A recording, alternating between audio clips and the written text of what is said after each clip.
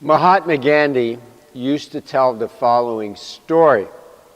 It concerned an incident that happened when he was 15 years old. It seems that he stole a little piece of gold from his brother.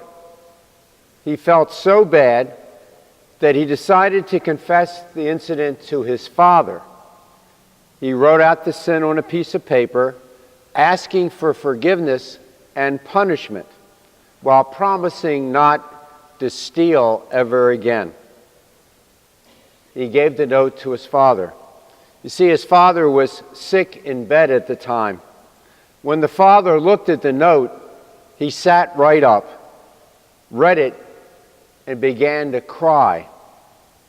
Gandhi also started to cry. The father hugged his repentant son, and that was the end of the matter.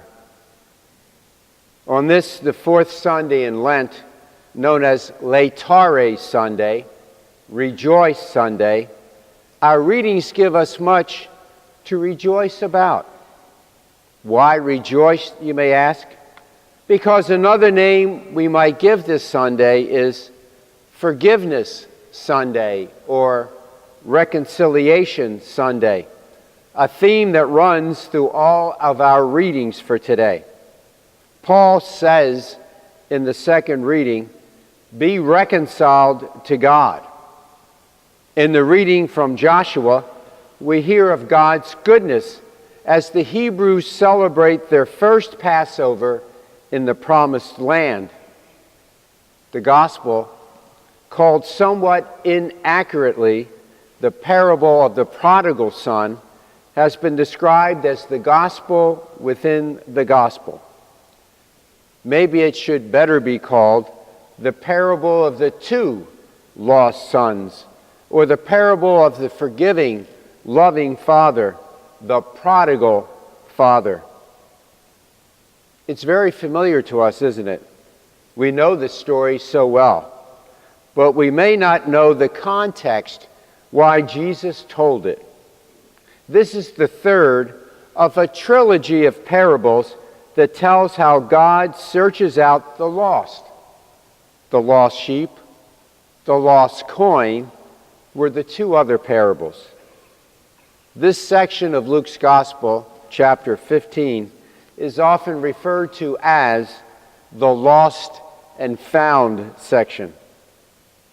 These parables are a response to the complaints of the Pharisees and scribes that Jesus welcomes sinners and eats with them.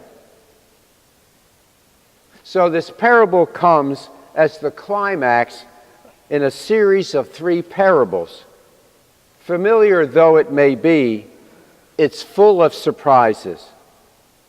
First, the younger son shockingly asks for the share of the inheritance posthumously, a real dishonor to his father.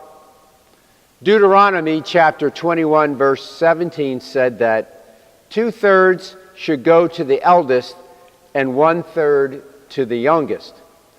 This sometimes happened while the father was still living, but only if he decided to get out of the management of the estate. In this case, the father did not retire. It was a callous thing for the younger son to do. It was tantamount to wishing that his father were dead. Second, the elder son says nothing.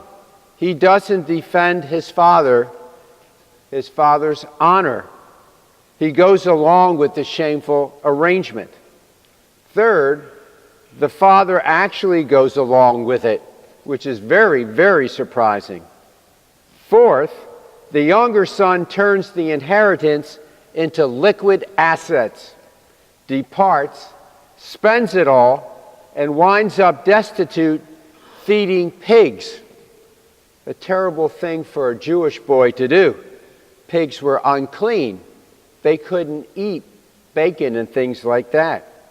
Fifth, when the son comes to his senses, literally the Greek means when the son came to himself, he recognized that he was a sinner, he returns to ask to be a day laborer, the lowest of slaves on the plantation, and the father welcomes him back with 3 signs of reconciliation: festal robe, honor; family signet ring, authority; and shoes, family.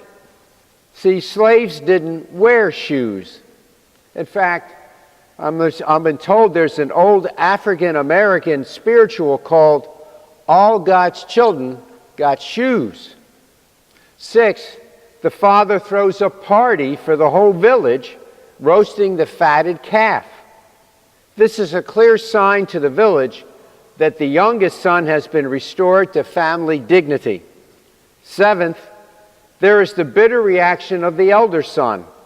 Remember, he says, all these years, so on and so forth. He has seen his life as one of grim duty, slavery. He has a lack of sympathy. He has a nasty mind. Now, the tax collector and so-called sinners that Jesus ate with would have identified with the younger son. The Pharisees and scribes were meant to identify with the elder son, who completely misread his filial relationship as one of slavery, a clear parody of their misguided sense of what religion was all about. The story is really a story of the prodigal father, lavish in love, who shatters the self-understanding of both sons and wants both to be free. The pardoning and prodigal God invites us to a family party freed from aimless wandering and resentful dutifulness. As usual in gospel parables, the story is open-ended. It is up to the listener to finish it.